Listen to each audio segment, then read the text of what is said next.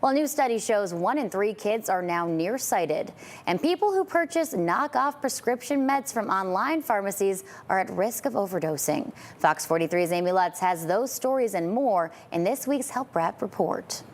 New research suggests children's eyesight is getting worse. In fact, a study of more than 5 million kids in 50 countries found more than a third of children were nearsighted in 2023. And they say that figure will climb. Researchers say by the year 2050, nearly 40% of children will struggle with seeing far away. The number has been climbing for at least 30 years, but researchers noted a significant spike at the end of the COVID pandemic, most likely from the increased use in screens. If you're doing home COVID tests this fall and you're using a government-sent test kit from the past, experts from the Cleveland Clinic say double-check the expiration dates. An expired kit could give you a false negative read on your COVID status, meaning you think you're safe from the virus when you actually could have it.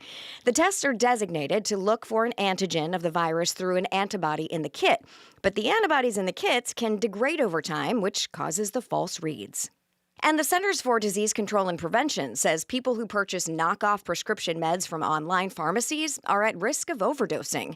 The agency says nearly 95% of websites that offer counterfeit meds are operating illegally. The agency says these drugs often contain fentanyl, which is the leading cause of drug overdoses in the U.S. The CDC is urging people to keep an eye out for online pharmacies that advertise deep discounts, operate without a license, and do not require a doctor's prescription. And that's a look at your Health Smart Wrap. Amy Lutz, Fox 43 News.